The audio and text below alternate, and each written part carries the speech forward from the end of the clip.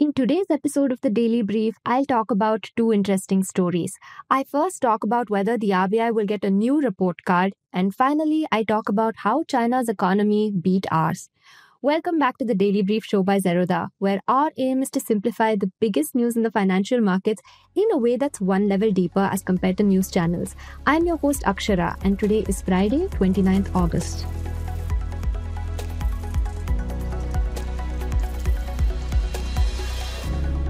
Coming to the first story. So, the Reserve Bank of India has a lot of responsibility on its shoulders. It makes decisions that impact 140 plus crore people in almost every aspect of their financial lives. So, it's only natural that we, both as finance nerds and citizens, ask, how do we know if the RBI is doing a good job? Interestingly, the RBI has something resembling a report card.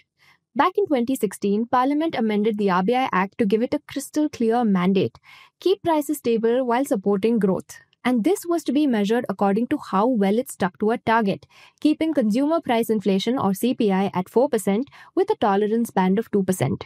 This target is to be reviewed and reset every 5 years. And that's happened once so far in March 2021, where it was kept steady at 4% plus or minus 2%. But now it's review time again. The RBI just released a discussion paper ahead of the March 2026 deadline, and in it, the central bank asks fundamental questions on whether this is, after all, the right target to set. In short, the RBI is opening up a debate on how exactly it should be judged in the years ahead. But that's also, in turn, a fascinating window into its current approach. Before we judge the RBI's performance, let's go to the basics. What does the RBI actually do? At its heart, RBI's primary job is managing the amount of money in our economy. It literally prints the notes in your wallet. But it also makes more arcane decisions, like what's the cost of money for a bank or how much money it must park aside before it gives a loan. In doing so, the RBI controls the amount of money moving around the economy. Economists call this monetary policy, and it touches almost everything we care about. Here's a short list. Prices and wages.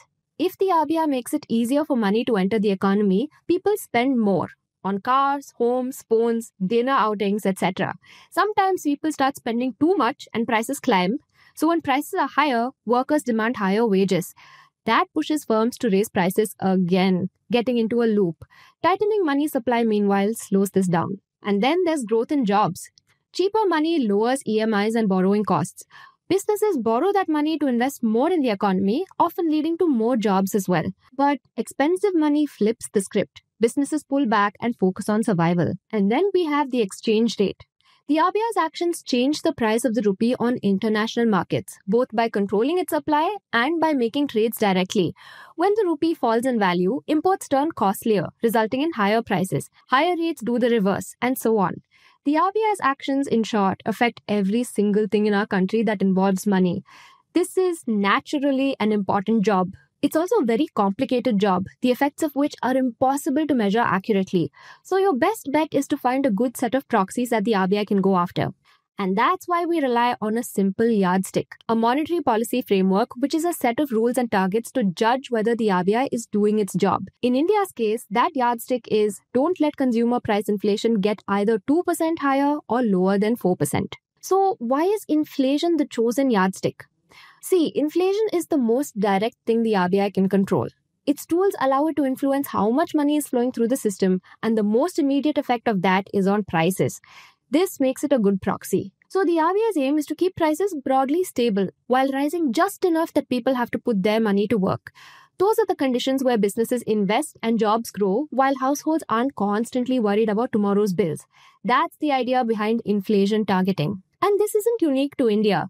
48 countries use this framework. And since we adopted it in 2016, it's worked reasonably well in bringing the inflation down and keeping prices stable, even through shocks like the pandemic. But what of the specific way in which we do inflation targeting? Why the consumer price index specifically? Why 4%? Why stick to a 2% band? Those are the questions at the heart of their discussion paper. Now here's another big question. When we say inflation, should we talk about headline inflation, which is the entire basket of goods and services an average household consumes? Or should we look at core inflation, which excludes things like food and fuel, which are often outside the RBI's control? Right now, we do the former, but the RBI is bringing that into question. See, our aim here is to look at how money supply affects prices. But food and fuel are extremely noisy. Their prices swing with the monsoon, global oil markets, logistics, and trade decisions. Money supply is just a single distant factor in what they cost. If you judge the RBI on a number dominated by weather and geopolitics, do you risk chasing shadows? What if the RBI did an excellent job all year, but the rains were terrible and food inflation made its performance look bad? That's why one may argue you should move to core inflation.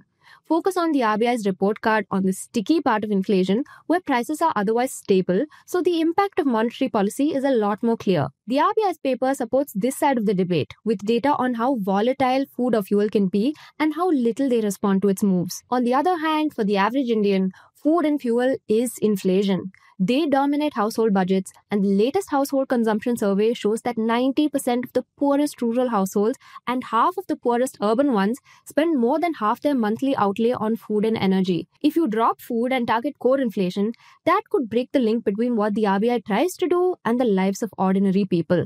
It could bring two things into question: credibility and purpose. A target that leaves out what actually empties wallets will look tone deaf, and that could break people's trust in the RBI.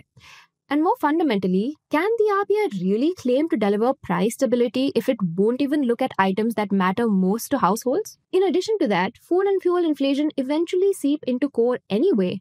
If fuel is expensive, for instance, transporting things is costlier, which raises the price of everything. Similarly, if food prices are high, workers demand higher wages, which feeds into the price of everything. Over time, headline and core move together. So does moving to core inflation achieve anything after all? Almost all inflation-targeting central banks use headline inflation. The lone exception is Uganda. Some economists try to bridge the divide. Mishkin, 2007, argues that this isn't an either-or choice. Central banks should emphasize headline inflation over the medium run, but use core inflation as a guide in the short run. That is, they shouldn't chase temporary spikes, but they should care for how food and fuel behave over time. So what does the RBI think? It doesn't take a hard position. This is just a question for its next review. So, India has lived with a 4% inflation target with a plus or minus 2% band since 2016. Has it served us well? On balance, yes. Average inflation has been lower than in the pre-2016 years, and the target gave households, businesses, and markets a clear anchor. But the world has changed in the last 10 years. So, should this target change too? For that, let's look at what others aim for. Most advanced economies, the US, Europe, UK, aim for about 2% inflation. That's their sweet spot. Low enough to lock in price stability, but high enough to avoid the zero interest rate trap where they run out of options to stimulate growth. It also matches their reality. In conditions of slow growth and aging populations, inflation naturally tends to be lower. Emerging markets, by contrast, live with higher targets, typically 3 to 6%, and often with a band. Their economies are more volatile, with supply shocks being more common. Growing populations often strain prices. Fast growth rates, too, can create inflation, and you can't treat them by using the same yardstick. Now imagine India cuts its target to 3%. Sounds great on paper. Who doesn't like lower inflation, right? But the RBI's research shows that it simply isn't practical. Even if you strip out temporary shocks, India's trend inflation still hovers around 4%. Now, there's also an interesting phenomenon the RBI paper leans on, known as the Balassa-Samuelson effect. So when a country like India becomes more productive in industries that trade globally, like IT services, wages in those sectors rise. But that drives up wages and prices in other sectors too. After all, an IT worker buys the same thing barbers, teachers, or delivery workers do, and they end up bidding the price of those things. That pushes up the price of local services faster than in rich countries. Now, if advanced economies are comfortable with about 2% inflation, India's faster productivity growth adds on top. An empirical study suggests that this effect contributes roughly 2 extra percentage points to India's inflation compared with rich countries, which means India's natural inflation rate ends up closer to 4%. If the economy's natural drift is around 4% and you set a lower target, you will simply miss it. And if you do that enough, you have no credibility. So what about targeting above 4%? Well, the obvious question is, if we can aim for lower inflation, why raise the bar? Now, if you tolerate a bit more inflation, you could add more money to the economy and give growth some breathing room. But the core purpose of inflation targeting is anchoring expectations. Inflation is the most stable wherever the RBI targets it to be. If the RBI raises that target, it signals comfort with higher inflation. Workers will demand more, firms will hike prices faster, and prices will spiral. Even after COVID, in fact, when every central bank revisited its framework, no major central bank raised its target. In fact, some emerging peers lowered theirs, but only after years of delivering predictable outcomes. India hasn't yet built that track record. We're still earning credibility. So, should we simply stick to 4%? That's the question RBI has put on the table, although it carefully reminds us why 4% has been the anchor so far. Finally, let's look at the band, the breathing room the RBI has. Most peers use plus or minus 1 to plus or minus 1.5 percentage points. India has stayed wider at plus or minus 2. Why? Well, our shocks are bigger and more frequent. Narrowing the band would force the RBI to react more sharply and more frequently. Widening it would hand RBI too much leeway. What you need is balance. Now, we are not economists, but we do understand report cards. And a good report card has to do two things: grade what really matters and grade only what can actually be delivered. And that's exactly what's at stake here, in the choice of inflation measure, the target number, and the width of the band. The RBI's paper invites answers on all three, and it makes a solid case for the current 4% framework without ruling out change. Coming to the second story. So there's a fundamental question about our fate as an economy that we all keep coming back to. How did China, a country as complex as ours, beginning from roughly the same point in the 1980s, leave us so far behind? What explains crafts like this? Many different answers have been offered to this question, ranging from our political systems to our respective cultures to when and how our two countries liberalized their laws, and all of them get to some of the truth. Today, though, we're looking at a piece of this puzzle that generally receives less attention: the different choices we made in developing the human capital of our two countries. The 20th century saw most of the world embrace modern education. Countries took different approaches to getting there, making different choices on how to get the most out of the meager resources they had. A few decades on, the effects of those choices are becoming apparent. At least some of the difference in India and China's economic trajectories, perhaps more than we imagine, lies in those very choices. That's the subject of an interesting paper we came across by Nitin Kumar Bharti and Li Yang for the World Inequality Lab. Imagine you were observing the world from the middle of the 20th century. Educating the two most populous countries on earth, India and China, must both have seemed like daunting prospects. We were both terribly poor countries. Meanwhile, we had hundreds of millions of people, many of whom barely earned enough to survive, to whom we were trying to give a modern education. Now, neither country had the resources to create a full-fledged, world-class education system. Both would have to make choices. They would have to pick their priorities, allocating scarce resources to solve a few problems while leaving the rest for later generations.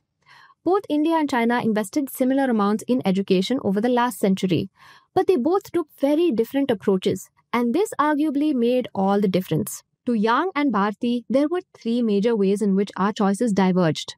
The first question before us was, if you didn't have the money to give everyone everything from primary to university level education, where would you focus? Would you bring everyone to the same low baseline even if nobody had the ability to study too far? Or would you spend on pushing a small part of your population all the way to the graduate level and beyond while leaving the rest behind? So China took the first approach, what the authors call a bottom-up approach, while India took the latter, a top-down approach. So China focused on building up its base. Till the 1950s, it focused solely on mass primary education, trying to get everyone to a point where they had basic literacy. Then, between the 1960s and the 1980s, it shifted its focus on giving everyone secondary education. Only recently, after it reformed its economy and grew relatively rich, did it start spending on universities. India, in contrast, bet on its elite. Its focus after independence was on creating high-quality universities which could prepare a highly educated administrative class for the country. And it was only in the 1990s that we made a serious push towards universal primary education. The second big question was on how much to invest in quality of teaching. Would you try and cover as many people as you could under the net of education, even if your teaching standards were poor? Or would you expand more slowly but try attracting better teachers? China did the former. It mass-hired teachers at low salaries while keeping class sizes smaller. Those teachers were paid worse than many other professions. And in the 1990s, for instance, the average Chinese primary school teacher's salary was at the 32nd percentile. India, on the other hand, tried attracting a smaller pool of teachers who were paid more. At least in theory, this would attract a better cohort of teachers even if each was managing a larger class. In the 1990s, for instance, being a primary teacher paid at the 63rd percentile, making it a relatively attractive profession.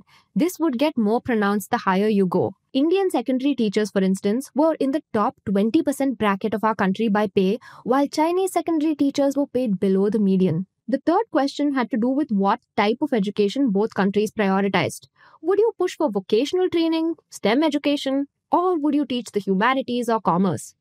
China took a Soviet-like approach from the start, gearing its education system towards heavy industry. Nearly a quarter of Chinese secondary school students are enrolled into vocational training compared to less than 2% in India. Its graduate-level education was dominated by engineering. Even at the height of its Cultural Revolution, 35% of its graduates went into engineering, and just 5% of India became engineers. It's only recently that Indians have embraced engineering colleges. So, India had inherited its tertiary education system from the British, and this system was built to push out humanities and accounting graduates aimed at creating clerks and public administrators for the colonial system. Independent India continued this legacy in part because it was cheaper to teach the humanities than STEM-oriented courses. For most of the 20th century, in fact, 60% of India's graduates were in the humanities or social sciences. Now, India had a massive head start in its project of educating its population. So, the British began a modern education program back in 1854. Half a century before China did in 1905. But the two countries took very different approaches. From the start, China wanted to create an industrialized state. India, meanwhile, didn't have the autonomy to do so. Our educational system was built around the Raj's needs. When we became independent, however, we continued the approach we had inherited. And within a couple of decades of independence, a clear gap had opened up. Only approximately 10% of the Chinese born in the 1960s became illiterate, compared to approximately 49% in India. That gap has widened considerably since. Interestingly, India arguably matches China's spending on education relative to its income levels, but its choices have been very different. Many of our economic differences, the authors argue, are an outcome of those choices. So China, because of its choices, was quicker to educate its population than we were, even if for a lot of that time, it delivered a poorer education. By the 1970s, for instance, more than 90% of China's children were already enrolled in primary school. India only got there in 2011, and it backed this with a massive adult literacy program. So in 1976, as part of its otherwise disastrous Cultural Revolution, 160 million Chinese adults were enrolled in adult education programs.